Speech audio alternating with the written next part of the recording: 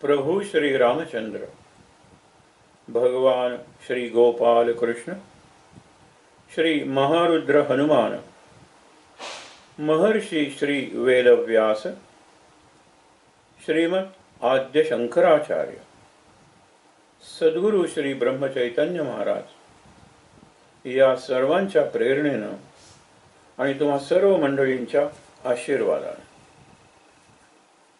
आजचा दिवस पवित्र दिवस आहे. श्रावण पौर्णिमा म्हणजे एक पहिला मेसेज म्हणजे संदेश स्वतःला द्यायचा, ज्याला स्वयंसूचना म्हणतात ना, किंवा स्वयंसूचना, ऑटो सजेशन. अर्धा श्रावण संपला सुद्धा. आषाढी एकादशी ही जर शुद्ध एकादशी असेल तर श्रावणी शुद्ध एकादशी म्हणजे चातुर्मासातला यावर्षी 5 महिने आलेले आहेत, पण 1 महिना संपला सुद्धा. हे जर आपण सांगितलं नाही तर आपण स्वतः काळभैरव बनतो, ज्याच्या नावे कालाष्टमी असते. आपलं जीवन आपण खात राहतो, ते कुरतडतोय काळ, आपल्याला त्याची जाणीवही नाहीये. असं सांगतात की आधीचे डायनोसॉर्स वगैरे जे होते, आपण त्याचे सिनेमात तरी बघितलेलं आहे किंवा आपण एन्सायक्लोपीडियात बघतो किंवा इंटरनेटवर बघतो, केवढा देह त्यांचा हत्तीपेक्षा मोठे होते. पण एखादी पाल किंवा सरडा असतो ना, तेवढं त्यांचं तसं डोकं आणि त्याच्यात त्यांचा लहान मेंदू, आणि तो सुद्धा अविकसित. म्हणजे त्यांच्या मागच्या पायाला किंवा शेपटाला कुठल्या तरी प्राण्याने चावा घेतला ना, त्याला कळायचं सुद्धा नाही. तसा काळ एवढा जातोय, काळ आपल्या जीवनाला एवढा खातोय, आपल्याला कळतही नाहीये. केवळ निसर्गात काही असे बदल झाले, थंडी तर थंडीच पडली, त्यांना कळलंच नाही कसं ऍडजस्ट व्हायचं. काही जण म्हणतात की मिटिओर म्हणजे अशनी, वरून जो उल्कापात होतो तो उल्कापात झाला आणि त्यांच्या सगळीकडे ते राहत होते आणि ते नष्ट झाले. निरनिराळे सांगतात. आपण आपला विचार करूया. आपलं जीवन नष्ट होतंय, संपतंय. गेल्या काही दिवसात आपण हा सत्संग सुरू केलेला आहे, नित्य सत्संग सुरू केलेला आहे. म्हणजे आपल्याला तेवढं समाधान आहे. बाकीच्या लोकांचा काळ कसा जातोय हे त्यांना कळत नाहीये. आपल्याला मरणाचे स्मरण असावे, हरिभक्तीस सादर व्हावे, हे तर आपल्याला माहिती आहे. म्हणजे आपल्याला तसं मरणाचं स्मरण आहे. आपण नाथांची कथा बघितली होती, शांती ब्रह्म, की ते ज्याच्या अंगावर थुंकणाऱ्याला सांगतात 7व्या दिवशी तू मरणार आहेस. आणि तो त्या 6 दिवसात इतका चांगला वागतो, राक्षसासारखा, एखाद्या आपण नराधम सैतानासारखा असलेला एकदम देवदूतासारखा, कारण मृत्यू समोर दिसतोय.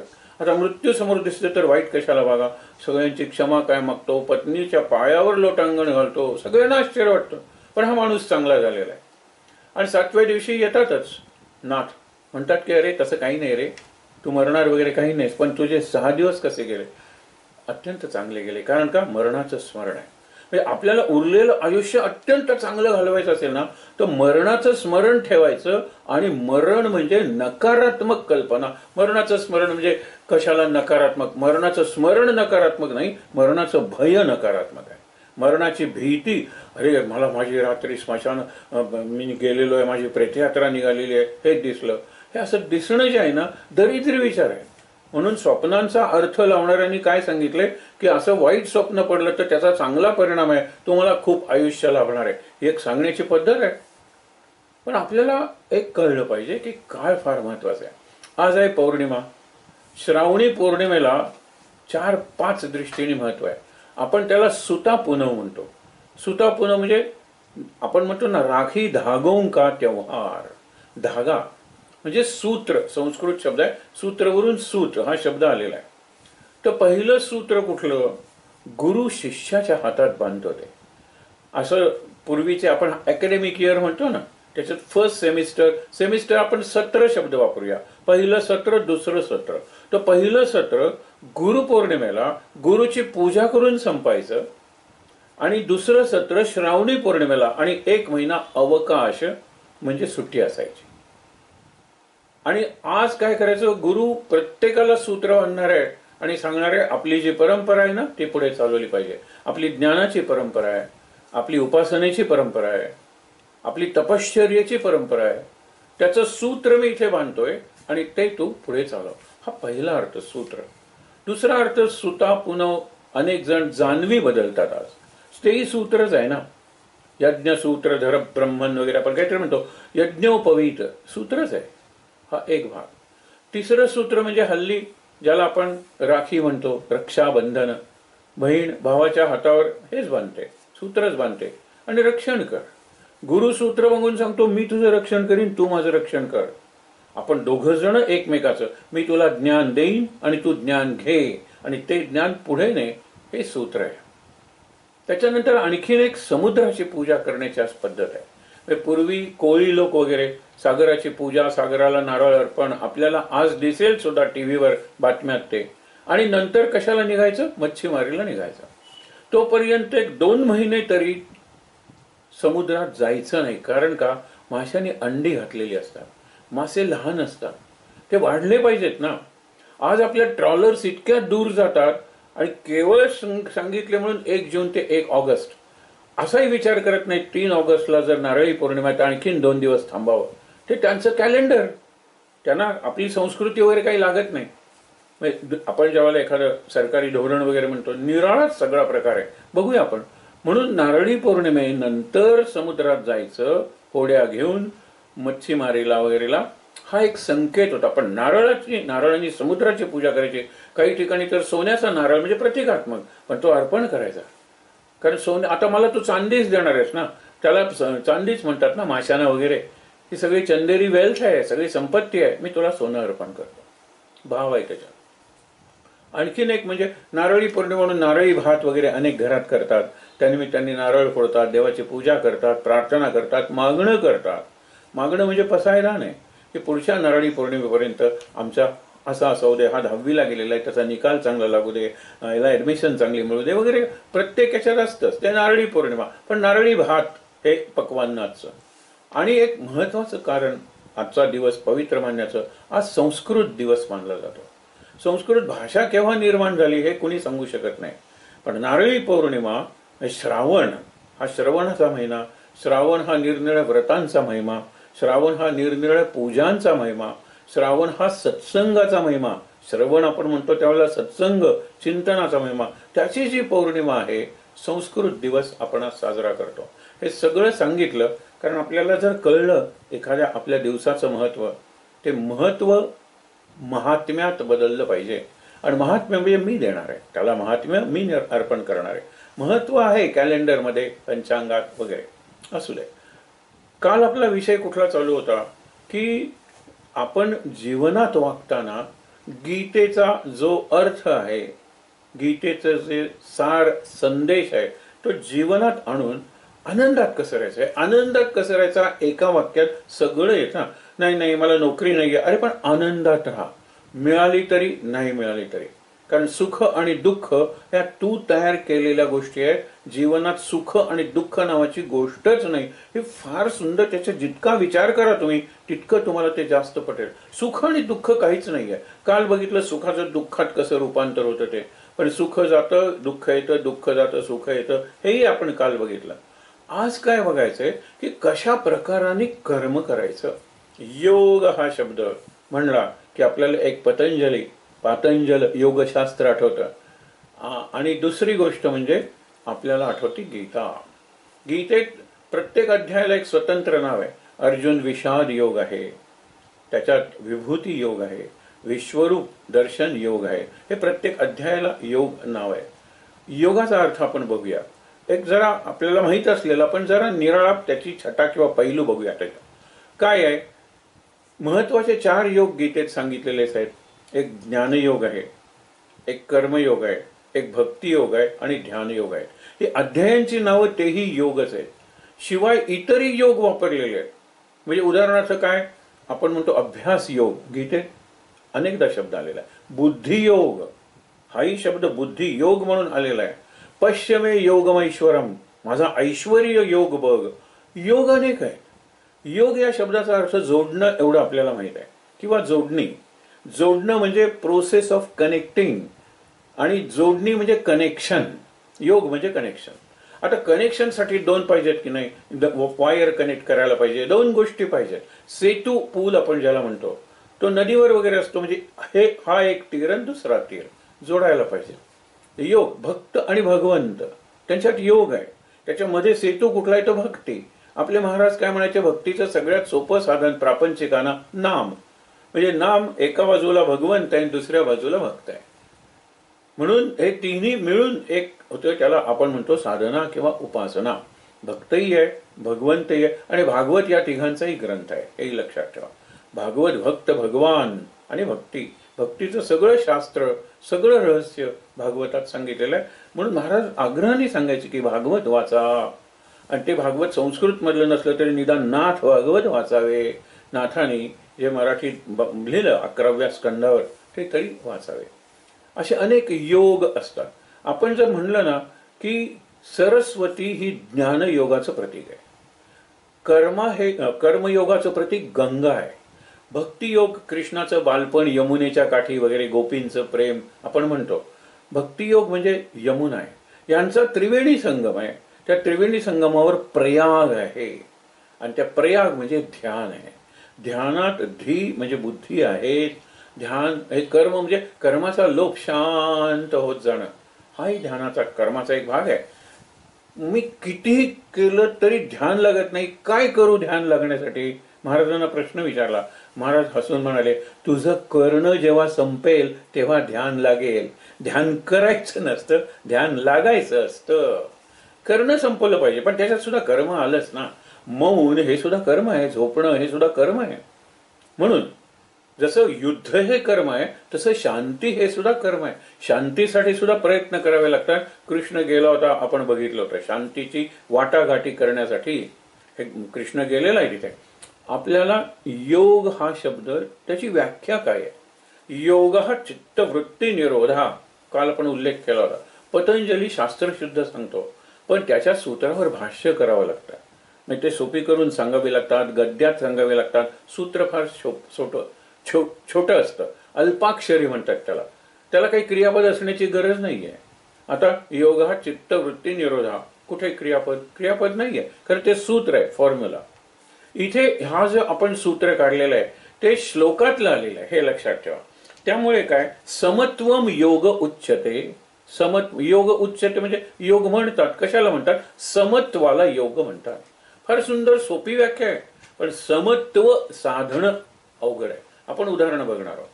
त्याच्यानंतर योग हा कर्मसु कौशलम, कर्मातलं कौशल्य. आता कौशल्य शब्दाचे 3 अर्थ आहेत, ते आपण त्यावेळेला बघणार आहोत. म्हणून कर्मातलं कौशल्य, कौशल्य म्हणजे स्किल, ते तर उघड त्याला सुद्धा योग म्हणलेलं आहे.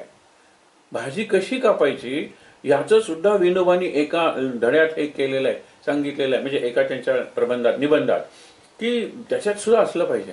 तुम्ही एखादं टोरिंज म्हणजे आपण ज्याला म्हणतो पपनस किंवा चकोत्र, असं कापा आणि नंतर असं काढल्यानंतर त्याचे 2 भाग झाले पाहिजेत, आणि बिया वगैरे त्याच्यात टाकता आले पाहिजेत.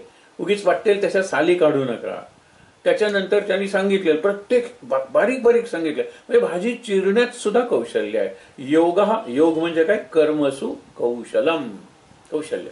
आणि दुसरे अर्थ आपण बघणार आहोत. समत्व, सम म्हणल्यानंतर आपल्याला 2-3 अर्थ लक्षात येतात. एक, विठ्ठला समचरण तुझे धरिते. आता सम म्हणजे 2, 4, म्हणजे विठ्ठला तुला 2च पाय आहेत का 4 आहेत? तुझे पाय समचरण, तिथे संख्या नाहीये. समसंख्या आणि विषम संख्या.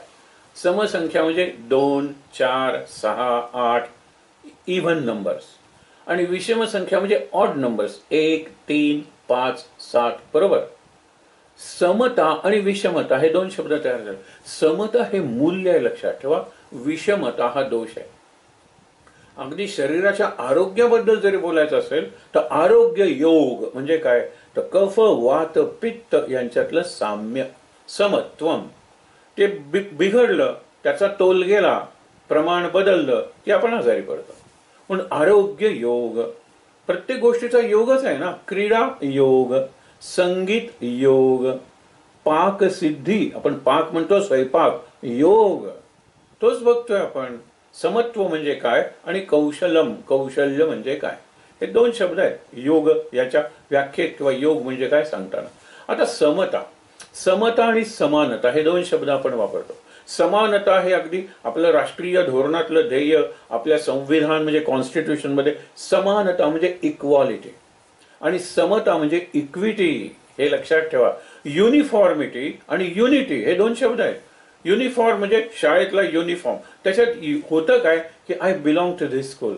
सेन्स ऑफ बिलॉंगिंगनेस म्हणजे मी या शाळेचा आहे, ही शाळा माझी आहे, एवढं युनिफॉर्म. आता युनिफॉर्म सैन्याचा असतो, मी एक सैनिक आहे, बरोबर. पण युनिफॉर्म मध्ये शिस्त येत नाही, युनिफॉर्म घालून जे करतो त्यातून शिस्त येते. युनिफॉर्म मधून काय अभ्यास येईल असं काही नाही. बरं आहे, निळा युनिफॉर्म वागल्यानंतर रिझल्ट चांगला लागला शाळेचा असं काही नाहीये. म्हणून युनिटी आणि युनिफॉर्मिटी. युनिफॉर्मिटी एक्सटर्नल, बाहेरचे आहे, ते आणणं सोपं आहे. चला पुढच्या वर्षीपासून युनिफॉर्म बदलूया, बदलता येतो. पण शाळेत जर सगळे भांडत असतील, ग्रुप्स असतील, गटबाजी असेल, तर त्याच्यात युनिटी म्हणजे ऐक्य, एकता येणं अवघड आहे. म्हणून युनिफॉर्मिटी आणि युनिटी म्हणजे बाहेरची आपण म्हणतो समानता आणि आतली एकता, युनिटी, ती जास्त महत्वाची आहे. एकतेच्याही पलीकडे काहीतरी आहे, ते आपण आता बघणार आहोत. म्हणून समता आणि समानता. एक प्रसंग सांगतो तुम्हाला. एक भाऊ बऱ्याच वर्षांनी आपल्या बहिणीला भेटायला गेला. व्यापारी होता, दुसऱ्या देशातही असेल. बहीण वडील गेल्यावर 3 मुलांचं संगोपन करत होते. एक मोठा मुलगा होता, तो चांगला शिकला होता, त्याला नोकरी होती आणि बऱ्यापैकी स्थिर नोकरी होती. दुसरा मुलगा फार शिकला नाही, पण त्याला आपण ज्याला म्हणतो ना तांत्रिक गोष्टी, टेक्निकल थिंग, तो चांगला एक गॅरेजमध्ये काम करत होता.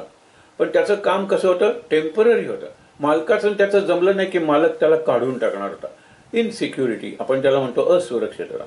तिसरा मुलगा होता, त्याला पोलिओ झालेला होता, त्याला खुरडत खुरडत चालायचा, आईशिवाय त्याचं काहीच होत नव्हतं. हा मुलगा असायचा. हा भाऊबीजेसाठी आलेला आहे, तिचा भाऊ. त्यांनी तिची गरिबी वगैरे बघितली, पण त्याला एक सहज बघायचं होतं की आपल्या 3 मुलांचं किती चांगलं असं काळजी घेते, संगोपन करते. त्यांनी सांगितलं की हे 100 रुपये मी तुला देतो, हे 3 मुलांच्या तू समान वाट. त्याला काय बघायचं होतं, 33 दिल्यानंतर 1 रुपया उरतो, त्याचं ती काय करते हे तिला बघायचं होतं. आता 1 रुपयातले सुद्धा 33 पैसे, ही गोष्ट ज्या काळातली आहे त्यावेळेला नवे पैसे वगैरे काही नव्हते, पण ते जरी दिले तरी सुद्धा 1 पैसा उरतो, त्याचं ती काय करते हे त्याला बघायचं होतं. तिने त्या 3 मुलांजवळ बघा मामाने काय दिले. हा, तो पोलिओ होताना त्याला 50 रुपये दिले. तो दुसरा होता ज्याची नोकरी टेम्पररी होती, मालकाच्या मर्जीवर होती, त्याला 30 रुपये दिले. आणि मामाने प्रेमाने दिलेत म्हणून मोठा की ज्याची नोकरी वगैरे स्थिर होती, सेटल्ड होता, त्याला 20 रुपये दिले. तो म्हणतो की मी तुला समान वाटायला सांगितले होते ना. ती म्हणाली तुझ्या मनात समानता होती, अरिथमॅटिकल इक्वालिटी, गणितातली इक्वालिटी तुला अपेक्षित होती. पण मी आई आहे, आईचं हृदय आहे, मला जीवनातली समता, इक्विटी इन लाईफ अपेक्षित होती. गणित निराळे रे, जीवनाचं गणित निराळे. त्यावेळेला त्याच्या डोळ्यात पाणी येतं, तो म्हणतो की खरंच हे मला सुचलं नसतं. समता आहे ती, समानता नाही, समता. आणि समता म्हणजे समत्व, समत्वम योग उच्यते. आपण नेहमीच म्हणतो की समतेतून ममता, ममतेतून समरसता, समरसतेतून एकात्मता. ही समता आणि समरसता महत्वाचं आहे. आज आपण एकमेकात जातीचे वगैरे एवढे हे करतो, समरस झालोय का आपण? समरस झालो नाही तर एक रस, एक जीव, एक हृदय हो भारत जननी कसं शक्य आहे ते? ज्याला आपण इमोशनल इंटिग्रेशन म्हणतो किंवा नॅशनल इंटिग्रेशन म्हणतो, म्हणजे राष्ट्रीय एकात्मता किंवा भावनिक एकात्मता. राष्ट्रीय एकात्मता एखादा वटहुकूम काढून, पोलीस आणून किंवा इमर्जन्सी वगैरे सारखं लादून राष्ट्र एक आहे असं दाखवता येईल. परंतु ज्याला आपण खरी एकात्मता म्हणतो ती कशी दाखवणार आहे? ती कृतीतून दिसली पाहिजे, ती वृत्तीतून दिसली पाहिजे, ती संस्कृतीतून दिसली पाहिजे. यासाठी सुद्धा खूप प्रयत्न केलेले आहेत. पण कधी कधी आपण म्हणतो ना दुर्दैवाने की संकट आलं ना की आम्ही एक होतो, पण परत संकट गेलं की आम्ही भांडायला लागतो. मग भाषेवरून भांडतो, नदीच्या पाण्यावरून भांडतो, सरहद्दी बॉर्डर्सवरून भांडतो, स्टेट मधल्या भांडतोच आम्ही फक्त. एक फार सुंदर वाक्य आहे, भारताबद्दल नाही, आपण आपल्या जीवनाबद्दल बघूया. पण भारताबद्दल वाक्य आहे ते की when I close my eyes I see a vision of India. भारत कसा आहे ते मला दिसतं. When I open my eyes I see the division in India. Vision आणि डिव्हिजन, डोळे मिटल्यानंतर काय सुंदर माझ्या स्वप्नातला भारत, एक दृष्टी आहे, त्याला व्हिजन आहे. डोळे उघडल्यानंतर हा याच्यावरून म्हणतो ही जात ती जात, डिव्हिजन दिसते मला. विचार करायला पाहिजे. म्हणून समता जर असेल तर ती एकात्मतेकडे जाणारी असते. आपण विविधता आणि एकता ह्या परस्पर पूरक आहेत, लक्षात ठेवा. गीतेत समत्व जो शब्द वापरला हे सगळं कृष्णाने गृहीत धरलेलं आहे. कृष्णाच्या जीवनात किती विविधता आहे हो. तो मोराचं पीस काय घालेल, तो रान फुलांच्या माळा काय घालेल, तो हे सर्व सुंदर नृत्य काय करेल, किती प्रकारची विविधता आहे, किती निरनिराळ्या कृती कृष्ण करतो. आणि म्हणून ही जी विविधता आहे त्याच्या मुळाशी कृष्ण नावाची व्यक्ती, त्याचं व्यक्तिमत्व त्या एकच आहे. म्हणून असं म्हणतो की unity at the root or at the bottom of diversity or variety. म्हणजे विविधता, विविधतेच्या मुळात असलेली एकता हा आपल्या देशाचा विशेष आहे, जो गमावलेला असं मी म्हणत नाही, पण आपल्याला कमावला पाहिजे, नक्कीच कमावला पाहिजे, हे लक्षात ठेवा. एक आहोत आपण. म्हणून एकता ही खाली आहे. गांधीजींचं एक फार सुरेख वाक्य आहे की तुम्ही आजूबाजूच्या झाडांकडे बघितलं तर त्यांची पानं निराळी असतात, फुलं निराळी असतात, फुलांचे आकार निराळे, रंग निराळे, गंध निराळे, हो की नाही. त्यांची फळं निराळी असतात, फळांचे परत फ्लेवर्स निराळे, म्हणजे चव निराळी, गंध निराळा. प्रत्येक आंब्याच्या जातीचा गंधही असतो आणि चवही असते.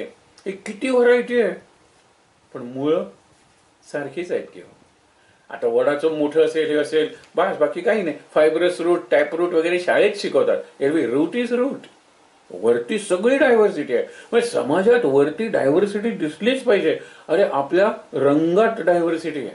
काश्मीरी कसे दिसतात आणि आपण रंग करत नाही, म्हणजे आपण हळूहळू खाली खाली येतो, तसे काळे होत जातो ना जरा.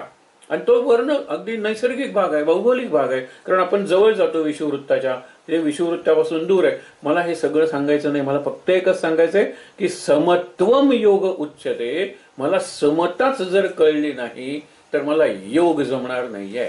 म्हणून हे सगळी उदाहरणं आपण समतेची वगैरे बघितली. आपण कृत्रिम विविधता आणि त्यातून एकता आणण्याचा प्रयत्न करतो. मी उदाहरण तुम्हाला देतो. पाहुणे येणार असतात तर आपण बुके तयार करतो. बुके म्हणजे गुच्छ. मग या गुच्छात हे पिवळं फूल, हे मध्ये तांबडं फूल, हे असं करत करत बाजूला काही पानं वगैरे, आणि तो बांधतो. आपण विविधता आणलेली आहे ना, निरनिराळ्या रंगाची फुलं, निरनिराळ्या आकारांची फुलं, एखादं सुगंधी फूल, बाजूनी सगळी पानं, किती विविधता आणलेली आहे. तो गुच्छ किती दिवस टिकणार आहे हो. अगदी पाण्यात घालून ठेवला तरी जास्तीत जास्त 3-4 दिवस, एक आठवडा फेकून द्यावा लागणार आहे. पण मी जर असा एक प्लॉट तयार केला, ज्याला मराठीत वाफा म्हणतात, म्हणजे असा एक भाग तयार केला, त्याच्यात एक झाड लावलं की ज्याला निळी फुलं येते, दुसरं छोटं रोप, ही रोपं आहेत सगळी, रोपवाटिका म्हणतात ना त्याला.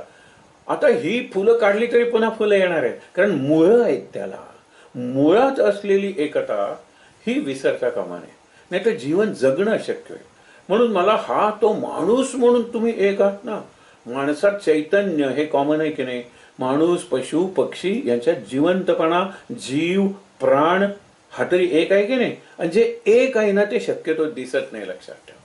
आणि म्हणून आपण गडबड होतो. आपल्याला गोरी मुलं आवडतात, आपल्याला चांगली दिसणारी मुलं आवडतात. एक प्रसंग घडलेला तुम्हाला सांगतो की वर्गात पाहुणे आलेले आहेत आणि करतायत, आणि एखादं गोरं गुमटं गोबऱ्या घालाचं दिसलं ना की त्याचा गालगुच्चा काय घेतायत, त्याच्या ह्याच्यावर काय मारतायत. आणि खरंच त्याच्यात एक असं कुरूप मूल होतं. आता कुरूपता काल बघितले.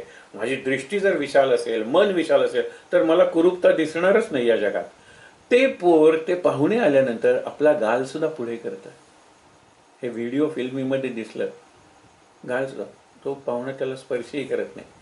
कारण खरं म्हणजे ज्याला गरज आहे जास्त स्पर्श करण्याची, गोंजारण्याची, तिकडे दुर्लक्षच होतं. हुशार मुलांकडे जास्त लक्ष दिलं जातं. आणि जे बॅक बेंचर्सच म्हणतो आपण त्याला, तू काय पुढे बसलायस, बस मागे. बॅक बेंचर्स असं आपण करूनच टाकलेलं आहे. आपल्याला कुठे समता कळणार आहे सांगा बरं. आपल्याला साधी समानता कळत नाही. समता कळली पाहिजे. समता म्हणजे समत्व, हे अगदी लक्षात ठेवा. त्याच्यानंतर आपण उदाहरणं बघितलेली आहेत, ते आता बघूया की अलंकार जरी विविध असले, ती व्हरायटी आहे. म्हणजे निरनिराळ्या प्रकारचे बाजूबंद काय, हे काय, परंतु सोनं त्यातलं एक आहे. हे सोनाराला कळतं की नाही. त्याच्यानंतर आपण घट बघितले होते, निरनिराळी मडकी, लहानपासून मोठ्यापर्यंत, त्याच्यातली माती आहे काय ना. तसे सगळे जे प्राणी आहेत ना, त्याच्यातलं चैतन्य, वनस्पतीत सुद्धा चैतन्य आहे जे माझ्यात आहे. हे कळलं की मग वृक्षवल्ली आम्हा सोयरी, सोयरी म्हणजे पाहुणे, आप्त. अरे नातेवाईकांपेक्षा जवळचे वाटतात मला सोयरी वनचरे. आणि ते सगळं वर्णन आहे इथे एवढं शांत असतं. आपुलासी वाद आपणाशी, मी बोलू कोणाशी, वाद कोणाशी घालू, संवाद कोणाशी साधू, हे वृक्षवल्ले आहेत ना त्यांच्याशी मी बोलतो. ही समता आहे जी तुकारामाला कळली. आणि तुकारामाची समता पुढे येणार आहेत उदाहरणं, पण हे आत्ता उदाहरण करतो. समलोष्टाश्म कांचन हे पुढे येणार याच अध्यायातील. आपण दुसऱ्या अध्यायातल्या काही श्लोकांवर बोलतोय, काही सूत्रांवर बोलतोय. सम म्हणजे सारखं, समत्वम योग उच्चते. सम लोष्ट म्हणजे माती, मातीची ढिकळं. अश्म म्हणजे दगड. आणि कांचन म्हणजे सोनं. सगळं सारखं आहे, कारण शेवटी खाणीतूनच निघतं की नाही हो. किती अर्थ आहे त्याला. कोळशासारखी खाण, त्याच्यात मग एक हिरे, शेवटी कार्बनच आहे ना ते समत्व. एखादा केमिस्ट अभ्यास करणार म्हणे की कोळसाही कार्बन आहे आणि हिराही कार्बन आहे. पण आपण हिरा जवळ ठेवतो. तुकाराम म्हणतो सोने नाणे आम्हा मृत्तिके समान. आणि त्यांनी परत पाठवलंय शिवाजी महाराजांनी पाठवलेला नजराणा. कारण शिवाजी महाराजांना कोणीतरी सांगितलं असेल की मुलं खूप आहेत आणि हे आहे आणि परिस्थिती चांगली नाही, काही दुकान चांगलं चालत होतं. आता शिवाजी महाराजांनी पाठवलं सोनं नाणं अलंकार, त्यांनी परत पाठवलं. सोने नाणे आम्हा मृत्तिके समान. बरोबर आहे. काही दिवसांनी पुन्हा जिजाबाई म्हणाले असतील की पाठव, राजमाता ना ती. आणि हा अत्यंत आज्ञाधारक मुलगा आहे. शिवाजी जिजाबाई यांचे नाव घेतले की अंगावर रोमांच उभे राहायला पाहिजे. फार आदर्श चरित्र आहे. म्हणजे त्यांच्या चरित्रावर एखादा डाग शोधणं संशोधकाचा पराभव आहे, लक्षात ठेवा. म्हणून यांनी परत पाठवली असेल, पण बघूया त्यावेळेला त्यांनी जे सांगून परत पाठवली ना, मग पुन्हा कोणी धाडस केलं. शुकराच्या विष्ठे समान म्हणजे डुकराची विष्ठा, म्हणजे इतरांची विष्ठा करणारं डुक्कर, त्याची विष्ठा तेवढा मी सोन्या नाण्याला. आम्हा घरी धन शब्दाचीच रत्न आहे. आम्हाला काय कमी आहे, एवढे शब्द आहेत, शब्द भांडार आहे, शब्द प्रभू आहे. आमचं तेच रत्न आहे, तेच शस्त्र आहे, तेच वस्त्र आहे. काही म्हणा, आमचे नेत्र काय, आमचे कर्ण काय, नेत्रम मधुरम कर्णम मधुरम म्हणतात ना, तसे शब्द आहेत. आम्ही समर्थ आहोत. आणि शब्द म्हणजे त्यांच्या अभंगातली शब्द रचना, शब्द कळा असे शब्द वापरू नका. विठ्ठल विठ्ठल विठ्ठल विठ्ठल, रामकृष्ण हरी ओम रामकृष्ण हरी, हे शब्द आहेत. आम्ही श्रीमंत आहोत त्या बाबतीत. विचार करण्यासारखी गोष्ट आहे. म्हणून समत्व जे आहे ना, ते कळलं तर योग आपोआप जमणार आहे. आपल्या दृष्टीत विषमता आहे, आपल्या वागण्यात विषमता आहे. आता समदर्शन आणि समवर्तन पुढच्या अध्यायात एका येणार आहे ते शब्द. पण आता बघूया ना की समदर्शन शक्यच आहे सगळ्यांना, पण समवर्तन अशक्यच आहे सगळ्यांना. एक महाराज उदाहरण सांगा. 3 बैलगाड्या निघालेल्या आहेत. एका बैलगाडीत मूर्ती आहेत देवाच्या, एका बैलगाडीत देवाचे कपडे आहेत, एका बैलगाडीत दागिने आहेत, आणि एका बैलगाडीत सगळा शिधा आहे, कारण लोक तिथे येतील वगैरे. हे 4 बैल निघालेले आहेत. त्याच्यातला राजा प्रधान वगैरे असं म्हणूया, किंवा अगदी गमतीनं म्हणायचं असेल की ज्याच्यात ग्रंथ वगैरे तिथे पुस्तक, ते म्हणतील आम्ही बैल, म्हणतील आम्ही ब्राह्मण आहोत, आम्ही ब्राह्मण आहोत. शेवटी लक्षात ठेवा, जातात ते सगळं काढून घेतल्यानंतर एकत्र बैलांना बांधून त्यांना खायला तोच चारा देतात की नाही, तेच गवत, तीच पेंड. तसं आहे ते इथे समदर्शन. सगळे बैल चालत आलेले आहेत, थकलेले असतील, त्याला पाणी द्या रे, त्यांना खायला द्या रे, हे समदर्शन आहे. पण समवर्तन शक्य नाही. माझ्या शेजारी बैलाला बसवून मी पुरणपोळी खायला घालणार आहे का? नाही ना. त्याला गोठ्यातच मी तिकडे जाईन पोळ्याच्या दिवशी, त्याला पहिली पुरणपोळी घालेन, त्याची पूजा करेन. पण एक लक्षात ठेवा, समवर्तनाचा सगळ्यात चांगलं उदाहरण तुम्हाला देतो आणि समदर्शनाचं देतो, पूर्वी दिलेलं आहे. एक समजा मोठं कार्य आहे आपल्या घरात आणि त्या कार्यात बरेच जण स्त्री पुरुष वगैरे एकत्र आलेले आहेत. कार्य अत्यंत चांगलं पार पडतं, पण त्याच्या आधीचे 2 दिवस आणि त्या दिवस इतके राबलेले आहेत पुरुष निराळ्या दृष्टीने आणि स्त्रिया निराळ्या दृष्टीने. स्त्रियांनी किती कामं केलेली आहेत त्यांना माहीत नाही. मग शेवटी सगळे थकलेले आहेत. आजी सुद्धा थकली आहे, ते आशीर्वाद देऊन थकली असेल. आई सुद्धा थकली, कुणाला हवं नको बघून थकली असेल. बहीण थकली, इकडे तिकडे धावून सेल्फी वगैरे घेत बहीण थकली असेल. म्हणून बहीण थकली आहे, आई थकली आहे, आजी थकली आहे, वहिनी थकली आहे, लक्षात ठेवा. आणि काम करणारी मोलकरीण थकलेली नाहीये, मदत करायला आलेल्या शेजारणी थकलेल्या नाहीये. म्हणून परवा तुम्हाला सांगितलं, हल्ली एक नवीन क्रेज निघाली आहे, लोकांच्याकडे पैसा आहे, ते झालं ना सगळं, मग तो कर्ता पुरुष किंवा यजमान येतो, सगळ्यांची व्यवस्था केलेली आहे स्पा मध्ये. आता स्पा शब्द यांना माहित नसतो, या मोलकरणी वगैरे ना. मी का सांगतोय, मला कौतुक वाटतं. मी म्हटलं मला तुमचे पाय धरू द्या, पाय धरावेसे वाटतात. तुम्हाला सगळ्यात जास्त पहिली बॅच जाईल ही नोकर वर्ग आहेत, कारण ते सगळ्यात जास्त थकलेले आहेत.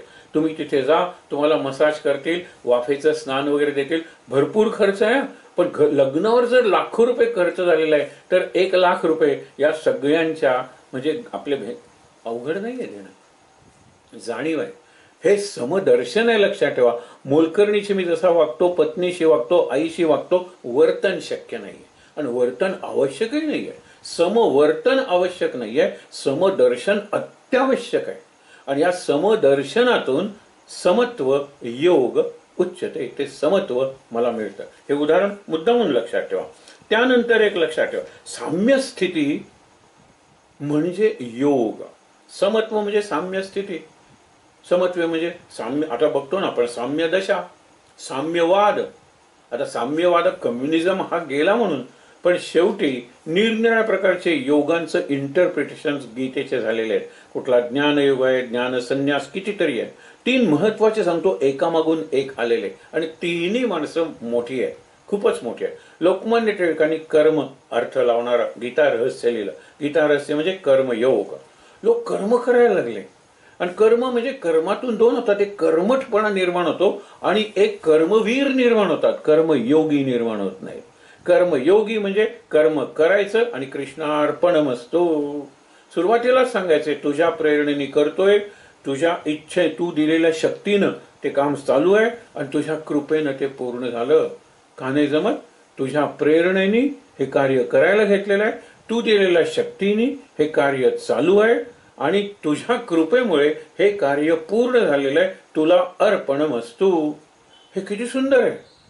हे घडत नव्हतं.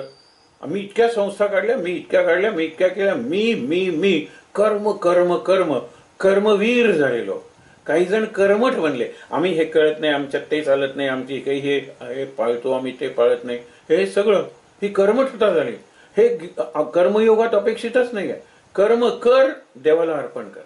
देवासाठी, देवा आपण म्हणतो ना मदर्थ किंवा तदर्थ, तत् म्हणजे देव असेल तर त्याच्यासाठी. दुसरा काय सांगितलेलं आहे, मतपर, माझ्याकडे तोंड करून काम कर. आणि नंतर काय, शेवटी मदर्पण, मदर्थ माझ्यासाठी, मतपर माझ्याकडे तोंड करून, आणि मदर्पण म्हणजे मला अर्पण केलेलं. मद म्हणजे तो म्हणतो देव, मला अर्पण कर रे, मी दिले ना तुला प्रेरणा, कार्य करायला शक्ती मी दिली ना, मग पूर्ण झाल्यानंतर अर्पण मलाच केलं पाहिजेस ना. हे तो देव म्हणतो त्यावेळेला, पण मला भाव तत्, ते जे ब्रह्म आहे, तो जो परमेश्वर आहे, तो जो भगवान आहे गीतेतला, लक्षात ठेवा. तदर्पण, तदर्थ, तत्पर आणि तदर्पण. तत्पर शब्दाचा अर्थ आता निराळा तुम्हाला कळेल. तत्परतेने काम कर, पण तात्पर्य म्हणजे काय आहे, आणि तत्पर, तत् म्हणजे ब्रह्म आणि तत्पर म्हणजे तत्परायण, हे लक्षात ठेवा. त्याच्याकडे तोंड, फेस टू फेस, ओरिएंटेशन म्हणतात ना, परफेक्ट ओरिएंटेशन टू ब्रह्मा. आणि जिकडे आहे तिकडे तुम्हाला ब्रह्माचा अंश दिसतो. म्हणजे चांगल्या नवीन आणलेल्या भावलीत दिसेल, ते मोडायला आलेल्या भावलीत दिसेल, आणि तुकडे केलेल्या भावलीत सुद्धा तुम्हाला दिसला पाहिजे. अरे तुमची निष्ठा एवढी असली पाहिजे की विष्ठा पवित्र वाटली पाहिजे. सांगत नाही तुम्हाला रामकृष्णांनी कोणता प्रयोग केलाय, तो वाचा त्यांच्या चरित्रात, सगळंच पवित्र आहे. म्हणून गांधीजींनी दुसऱ्यांची अशी विष्ठा, मैला म्हणायचे लोक त्याला, मल मैला, ते करून डोक्यावर नेऊन शेतात टाकायचे आणि म्हणायचे आता किती सुंदर येतं पीक ते बघा, आणि सुंदर पीक यायचं त्याला, म्हणून त्यांनी नाव दिलं सोनखत. सोन म्हणजे सोन्यासारखं पिवळं, आपण पिवळी विष्ठा म्हणत होतो, ते सोनखत झालं. आणि मला जर विचाराल, तीच श्री आहे ना श्री सूक्तातली. आपण नाकं मुरडतो, हे करतो ते करतो, अरे आज जर शिरलं तर श्री सूक्त, अरे देवाजीने करुणा केली, शेते पिकुनी पिवळी झाली, भाते पिकुनी पिवळी झाली, फळे पिकुनी पिवळी झाली. हा जो पिवळा रंग आहे तो सोन्याचा, म्हणून श्री सूक्त हे फक्त काय वैभवाचं आहे काय, सगळीकडे श्री आहे. रायपनेस इज ऑल म्हणलेलं आहे, रायपनिंग प्रोसेस आहे ना, ही श्रीची एका अर्थाने भक्ती आहे. कच्ची आहे कैरी, अरे काळजी घ्या रे, कच्ची केळ आहेत रे, अरे काळजी घ्या रे, श्री आहे ती. आज श्री आता ते विकसित होत जाणार आहे, आणि ज्यावेळेला सगळा केळ्यांचा गड पिकेल किंवा सगळे आंबे आढीतले पिकतील, श्री आहे ते. पण ती हिरवी केळी काही श्री नाही आहे, हिरवी कैरी काही श्री नाहीये. श्रीचा रंग पिवळा कोणी ठरवला नाहीये ना. म्हणून विचार करूया, श्री म्हणजे खरं वैभव आहे. आणि ते वैभव समत्वाशिवाय येणारच नाही. आज समाजात विषमता म्हणजे श्रीमंत खूप श्रीमंत झाले आणि गरीब खूप गरीब राहिले. याला समाजवाद म्हणतो का आपण? याला साम्यवाद म्हणतो का? म्हणून लोकमान्य टिळकांनी कर्मरहस्य सांगणारी गीता लिहिली. गीता रहस्य कर्मपद. इतकं कर्म झालं की गांधीजींना तुरुंगवासात गीतेचा अभ्यास करण्याची प्रेरणा झाली. त्या मानाने गीतेचं संस्कृत सोपं आहे, लक्षात ठेवा. समत्वम योग उच्यते, योगा कर्मसु कौशलम. बघा ना, सोपं आहे समजायला. तर गांधीजींनी त्या बाबतीत विनोबांना आपला गुरु मानलं, सांगितलं हे 18 अध्याय एकामागून एक करू का कुठला अध्याय मी आधी घेऊ? लक्षात ठेवा, दुसऱ्या अध्यायातलं सांख्य तत्वज्ञान आणि दुसऱ्या अध्यायातलं स्थितप्रज्ञ दर्शन हे एकदम समजायला अवघड आहे. म्हणून विनोबांनी अध्यायाची संगती लावली की पहिल्यांदा पहिला अध्याय करा, तो शिकलाच पाहिजे, त्याच्यानंतर हा बघा, त्याच्यानंतर हा बघा. त्याप्रमाणे गांधीजींनी अभ्यास केला आणि नंतर त्यांना दिसलं की कर्मात जर अनासक्ती नसेल, आसक्ती असेल, हे लक्षात ठेवा, तर त्या कर्मापासून वाईटच परिणाम होणार आहे. आसक्ती असेल तर. म्हणून आपण काय केलं पाहिजे? अनासक्त. आणि काल तो प्रसक्त शब्द वापरला होता. इतकी आसक्ती आणि कशाला पाहिजे? अनासक्त. म्हणून अनासक्ती योग म्हणून गीतेचा अर्थ त्यांनी लावला. स्वातंत्र्य मिळालं, आता नवीन सुराज्य स्थापन झालं पाहिजे. स्वराज्य मिळालं, सुराज्य. मग विनोबाने विनोबा म्हणजे गीताच किंवा मूर्तिमंत. गीता ही माऊली माझी, मी तिचा बाळ नेणता आपण म्हणतो. तर त्यांनी अर्थ लावला साम्य योग म्हणून.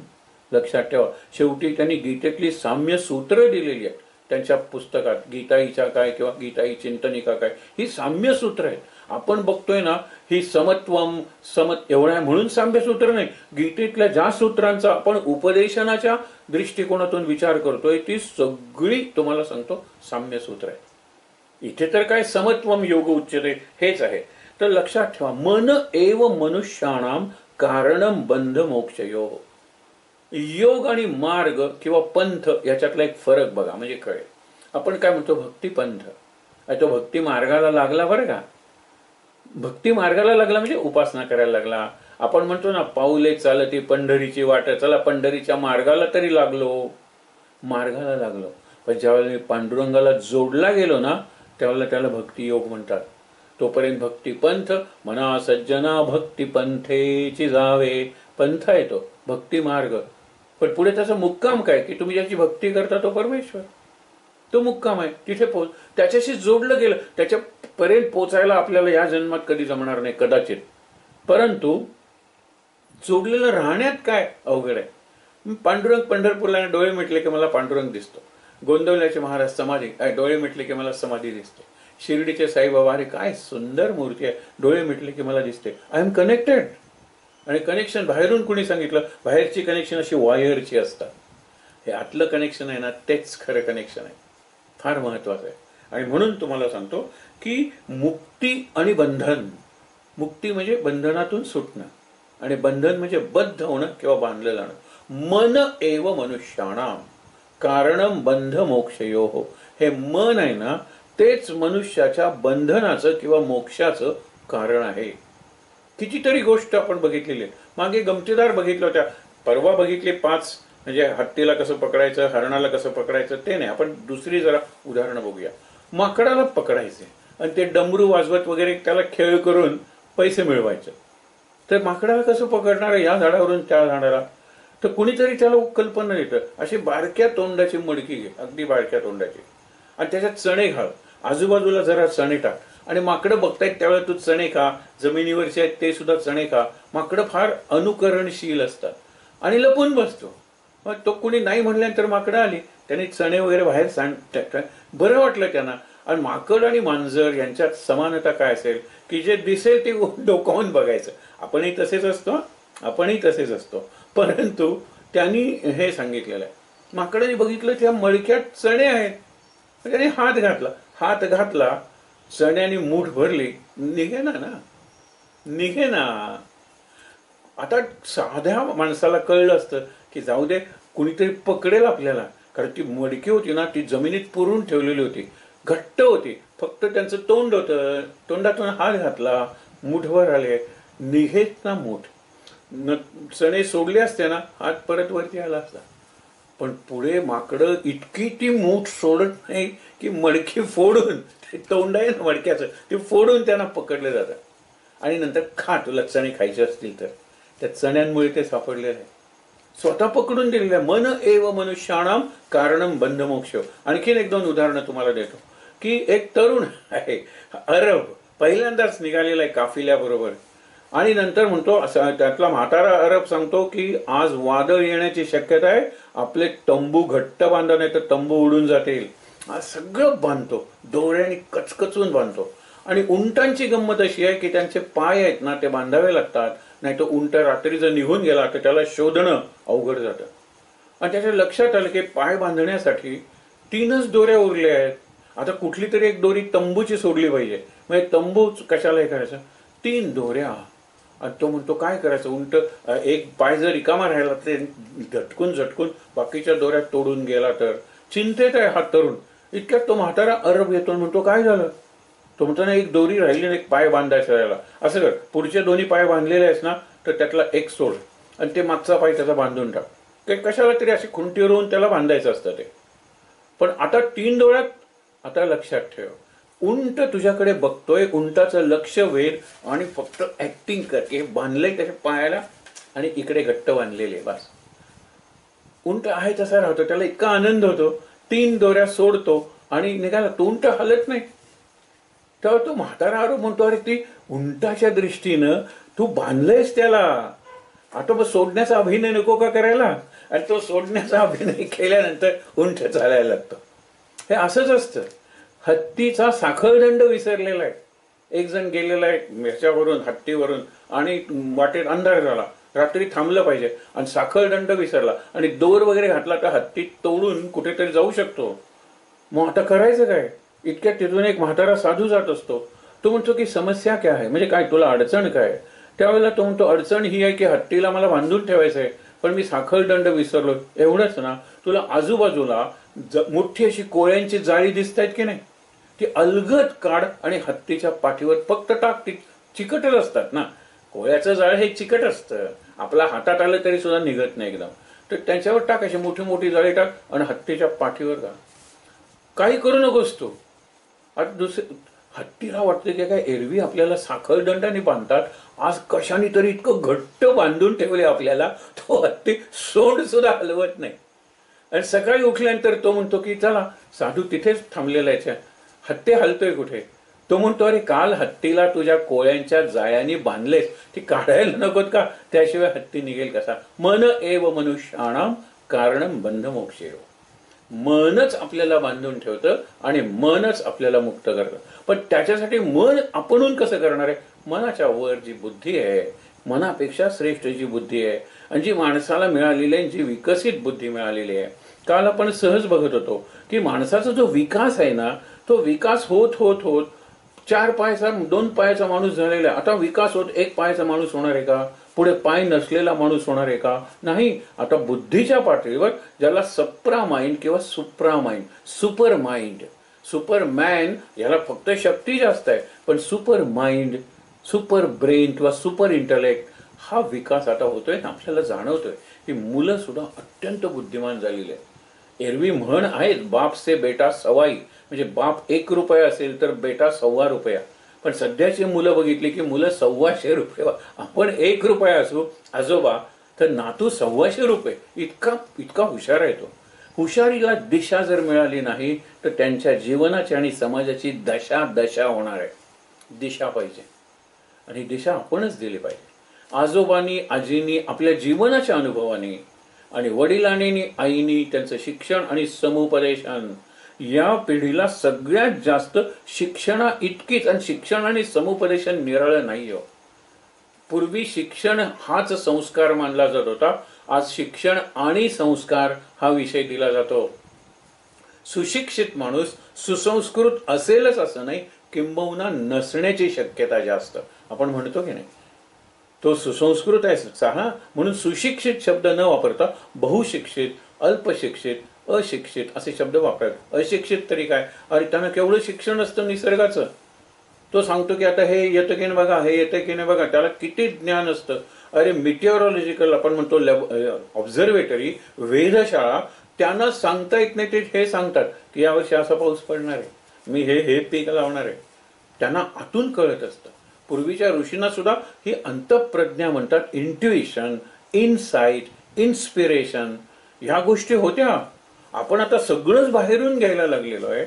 जरा काही आलं की बटन दाबून इंटरनेट आठवायचा सुद्धा प्रयत्न करत नाही. परवा एकाने आता 1 ऑगस्टला भाषण लिहायचं होतं, विचारलं मला. तर म्हणलं हे बघ की तुला मी 3 वाक्य सांगतो, तेव्हा एक तुझं काय तू 4थी 5वीत आहे, एक छोटासा पॅरेग्राफ तयार झाला की चालेल. एक वाक्य आहे की जे तुझ्या शिक्षकांनी खरं वापरता कामा नये. पण गंमत काय झाली, शिक्षक जो आधी बोलला आणि नंतर स्पर्धा होती, शिक्षकांची सुद्धा तेवढीच वाक्य होती की चिखली नावाच्या गावात, म्हणजे चिखलात उगवलेलं बाळ गंगाधर टिळक नावाचं कमळ, हे मुलाच्या याच्यातही होतं. चिखल, चिखली, कमळ हे होतच. नंतर ते मी शेंगा खाल्ल्या नाहीत, हा हेही होतं.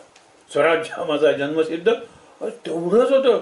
एखाद्याने गीता रहस्य ग्रंथाबद्दल सांगितलं असेल. परंतु 4थीचा मुलगा, 8वीतला मुलगा, 12वीतला मुलगा आणि त्यांचा शिक्षक यांच्यात एकाच विषयावर बोलताना फरक नको का? तेच मुद्दे आहेत. अक्षरशः तुम्हाला तो हल्ली स्पीचेस रेडीमेड मिळतात. तुमच्या गुगलवर किंवा युट्यूबवर रेडीमेड स्पीचेस. म्हणजे एका स्पर्धेसाठी गेलेलो असताना आश्चर्य वाटेल, जवळजवळ आयडेंटिकल स्पीचेस होते आणि एकमेकांनी आपली स्पीचेस लपवून ठेवली होती, दुसऱ्याला सांगितली नव्हती. ह्याला काय जजमेंट करायचं, कपाळावर हात मारून घेतला की काहीच नाही, पण सगळे डिक्टो तशी स्पीचेस तयार करून घेतले. इतका आळस आलेला आहे, इतकं हे आलेलं आहे. मग आपल्या बुद्धीचा विकास कसा होणार आहे? आणि बुद्धीचा विकास झाल्याशिवाय बद्ध अवस्थेतून मुक्त अवस्थेकडे जाता येणार नाहीये. बुद्धीचा विकास झाला पाहिजे. आता पुढे बघूया. आणखीन एक आत्ता बघितले की योगा हा कर्मसु कौशलम, हा 2ऱ्या अध्यायातला श्लोक आहे. बुद्धियुक्तो, लक्षात ठेवा, बुद्धियुक्तो जहातीय उभे सुकृत दुष्कृते तस्मात योगाय युज्यस्व, योगा कर्मसु कौशलम. तू काय कर की सगळं समान मान. तिथे सुकृत दुष्कृत म्हणजे पाप आणि पुण्य एक. इकडे सुद्धा समत्वम तो शब्दच आहे. काल आपण बघितलं की सुख दुःख, उष्णता आणि शीतोष्ण, हे सुख दुःख, मान अपमान, हा काल विषय बघितला. हाच विषय गीतेत पुढे चालणार आहे आणि हाच विषय आपल्याला त्रास देतो आणि हा विषय बुद्धीनं जिंकता येतो. 2 शब्द सांगतो. आपल्या बुद्धीची विचार करण्याची पद्धती आणि विचार करण्याची दिशा जर बदलली तर आपल्याला आनंदच आनंद आहे. हो, पण ही पद्धती चुकीची आहे आणि दिशा चुकीची आहे. पूर्वी आपण म्हणतो ना स्वाहाकार, किती पूर्वी सूर्याय स्वाहा, आपण म्हणतो ना प्रजापतये स्वाहा, प्रजापतये इदन्न मम, स्वाहाकार. हल्ली स्वाहाकार सुद्धा होत नाही. अरे हल्ली स्वाहाकार होतो, फक्त दिशा बदललेली आहे. पूर्वी स्वाहा, आता स्वाहा आहे. म्हणजे सहकार म्हणजे स्वाहाकार म्हणतो, स्वाहा आहे दिशा बदललेली. म्हणजे दिशा योग्य आहे आणि विचार करण्याची पद्धती योग्य आहे, तर तुम्ही दुःखी होण्याचं काही कारणच नाही आहे. कारण ती अत्यंत काल्पनिक अशी परिस्थिती तुम्ही निर्माण केलेली आहे तुमच्या जीवनात. आता कोविड आहे का? आहे. त्याला घाबरून काय होणार आहे? तो काय तुमची परवानगी, तुम्ही लिहिलं no admission without permission mister Covid किंवा मिस्टर कोरोना, ऐकणार आहे का तो? फार सुरेख एक जपानी कविता होती, त्याच्यात सांगतो आपलं तसं होतं का? हे ग्रंथ आपण वाचतो पण वाचून न वाचल्यासारखे करतो. म्हणून न वाचलेला मूर्ख परवडला, समर्थ म्हणतात. त्याला सांगितल्यानंतर पटतानी तो करतो.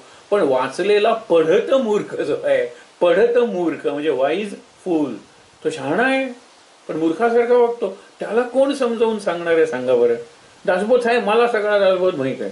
रामरक्षा आहे, माझी पाठ आहे रामरक्षा, त्याला कोण सांगणार आहे? तुम्हाला रामरक्षा आणि ते काय आहे बाबा असं जर एखाद्याने विचारलं, नाही रामरक्षण करतो, आणि त्याला एवढा विश्वास बसेल की तू नुसतं राम राम म्हणत धीट होईल आणि जीवनातल्या निरनिराळ्या समस्यांना तोंड देईल, हा विचार केला पाहिजे. आणि म्हणून काय होतं बऱ्याच वेळेला की आपण बारीक बारीक बारीक गोष्टीत सुद्धा घाबरतो. जे वाचलंय त्याचा आपण प्रयोग नाही करू शकत. योग हा कर्मसु कौशलम. आता हे बघा बरं, कर्मातलं कौशल्य. तिथे तुम्हाला एक सहज गंमत सांगतो. कोसल नावाचा देश आहे आणि त्या देशाची राजकन्या कौसल्या जी दशरथाची राणी झाली. आता कौसल्या या शब्दाचा अर्थ कुशल होती का? ती होती. मी तुम्हाला 2-3 प्रसंग सांगतो, हे रामायणातलेच म्हणून जाऊ नका. ही कौशल्या कशी होती? तिला मूल होत नाही किंवा तिच्यापासून मूल होत नाही म्हणून त्यांनी जवळजवळ 300 राण्या केल्या होत्या. आता तिला केवढ्या सवती आल्या सांगा बरं. पण बिलकुल सगळ्यात समत्वम, सगळ्यात ती सारखे बघते आणि सगळ्यांना बहिणी मानते म्हणून तिला राजमाता म्हणून मान मिळालेलाच आहे. तिची सिनियरिटी म्हणून नाही, तिचे गुण म्हणून. आता आली कर्तृत्ववान कैकई आलेली आहे. कैकईला सुद्धा ती बहीणच म्हणते. अगं तू सगळ्यात धाकटी आहेस, तुला कळत नाहीत गोष्टी, मला विचार आणि मी तुला सांगेन ते. दुसरा प्रसंग आहे पसायदान. ते 3 भाग केले आणि 3 भाग घेऊन चरू म्हणतात त्याला, खीर, ते द्रोण घेऊन उभ्या होत्या. आणि सुमित्रा नावाप्रमाणे इकडे कौसल्या, सुमित्रा आणि कैकई. सुमित्रा बघत होती, ही केव्हा खाते, ती केव्हा खाते, नंतर आपण खाऊया. आणि इकडे तिकडे बघता बघता घार आली, तिचा द्रोण घेऊन गेले की नाही. त्यावेळेला कौशल्याने पहिल्यांदा सांगितलं एक द्रोण आणा, आपल्यातला भाग दिला. आता कौशल्याने दिलाय म्हणल्यानंतर कैकईने सुद्धा दिला. या 2 भागापासून सुमित्रेला जुळे झाले लक्ष्मण आणि शत्रुघ्न. आता कौशल्याने दिलेल्या भागापासून जो लक्ष्मण झाला होता तो संपूर्णपणे रामाबरोबर राहिला आणि कैकईने दिलेला जो शत्रुघ्न झाला होता तो कायम भरताबरोबर राहिला. पण हे समत्व आहे, जे मला ना तेच हिला नको का मिळायला. आता गंमत बघा, हे त्याच्यामुळे काय, तिच्या प्रत्येक कामात योग आहे. योग हा कर्मसु कौशलम. आणि कौशल्याचं आणखीन एक काम आहे, कुशल मंगल. कौशल्याचे 3 अर्थ तुम्हाला सांगितले. एक कौशल्य म्हणजे स्किल, दुसरं कौशल्य म्हणजे अशा पद्धतीने काम करा की तुमचं कौशल्य जगाला दिसलं पाहिजे, हा एक भाग. अशा पद्धतीने काम करा की काम करूनही कामात न अडकलं पाहिजे, काम करता करता मुक्त झालं पाहिजे. गीता तुम्ही भाजी कशी काढते आणि रांगोळी कशी काढता हे शिकवत नाही. मी रांगोळी माझ्या पद्धतीने चांगली काढलेली आहे, बक्षीस मिळो न मिळो हे गीता सांगते. आणि सांगितल्यानंतर तुम्हाला एक सांगतो की मला खूप अभिमान वाटतो सांगायला की AR रहमान हा संगीत दिग्दर्शक आहे. त्याला ज्यावेळेला ऑस्कर मिळालं त्यावेळेला तो म्हणतो की एकच असा आहे माणूस की ज्याने मला सगळं शिकवलं, आता ह्याचा गुरु आणखीन कोण आहे. म्हणून सगळेजण बघायला लागले. तो म्हणतो मला जे जे काही आहे माझ्याकडे किंवा जे तुम्ही माझ्या करता एकच आहे ती व्यक्ती म्हणून आईला त्यांनी सांगितलं. ऑस्कर प्राइजला आईला घेऊन गेला होता ही मदर आणि बोलवलं तिला. हिच्यामुळे संगीत आहे, हिच्यामुळे बक्षीस आहे, हिच्यामुळे माझी प्रतिभा आहे.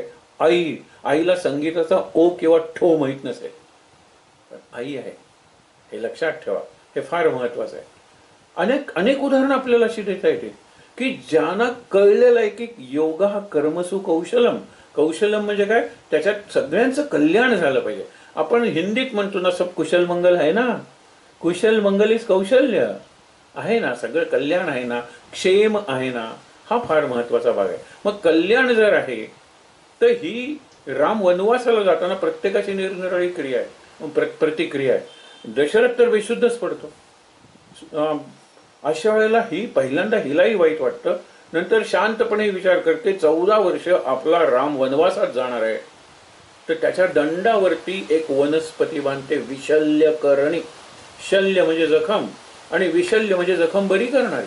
आणि अशी जडीबुटी तुला अरण्यात मिळेल, पण ही तुझ्याजवळ असू दे. कुठलाही शस्त्राचा घाव असेल तरी हिचा जो रस आहे तो ते जखम भरून येईल आणि वेदना थांबतील. हे तिने रामाच्या दंडावर बांधलं ना, म्हणजे तिला जडीबुटी वगैरेची माहिती होती. जडीबुटीची माहिती आहे. कौशल्य म्हणजे माझ्या रामाचं कल्याण कशात आहे, त्याची सुरक्षितता कशात आहे, त्याची सुखरूप आपण म्हणतो ना वनवास कसा होईल, ह्याचा लगेच त्यांनी निर्णय घेतलेला आहे. ती अत्यंत इतर राजकारणात, त्याच्या प्रत्यक्ष राजकारणात नसली तरी सगळ्या राण्यांना सांभाळणं. म्हणून समत्वम योग उच्चते कौशल्या आणि योग हा कर्मसु कौशलम. कौशल्या कधी अशी हपकून गेलेली नाही, डिप्रेस वगैरे झालेली नाही. कौशल्याची काही उदाहरणं बघूया जे आपल्या आजूबाजूला असतं आणि फार छान उदाहरण असतात ना ती. पहिलं उदाहरण बघूया. दोघी जणी स्वयंपाक करतात. जावा जावा जावा जावा म्हणजे जाऊ म्हणतात ना, 2 जावा झाले ना, 2 भावांच्या बायका जावा जावा स्वयंपाक करतात आणि त्यांनी दिवस वाटून घेतलेले.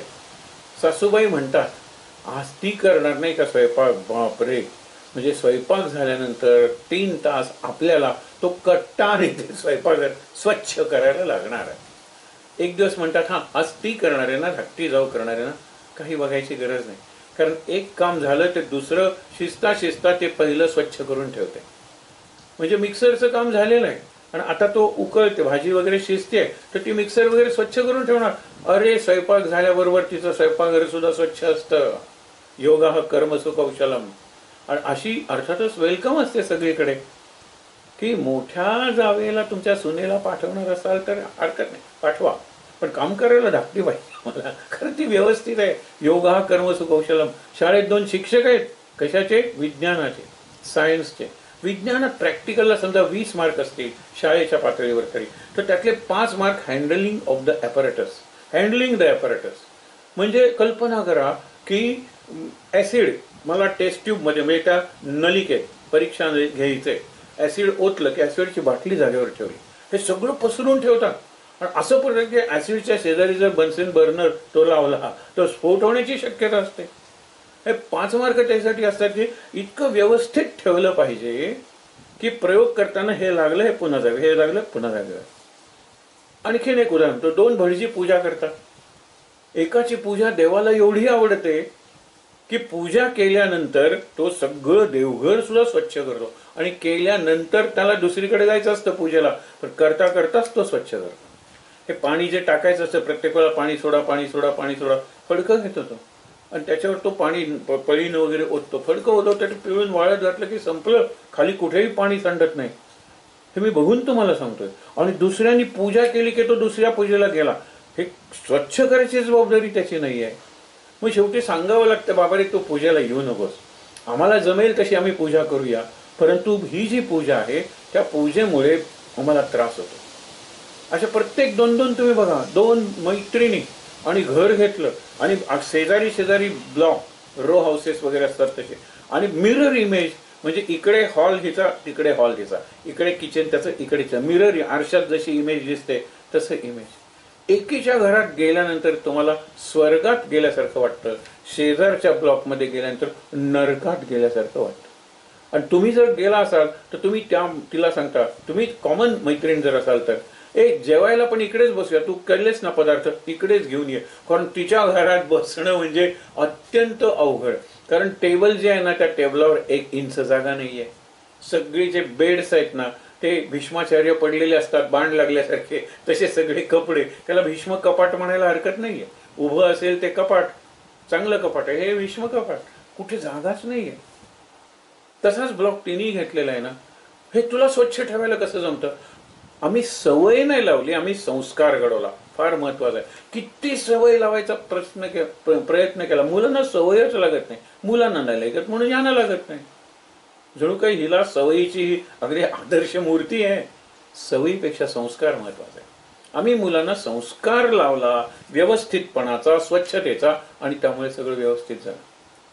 आणि एकच तुम्हाला सांगतो, हे जर आपल्याला जमलं, उरलेल्या श्रावण महिन्यात आपलं टेबल, आपलं घर, आपली खोली आणि मग आपलं मन सुद्धा इतकं व्यवस्थित ऑर्गनाइज राहील.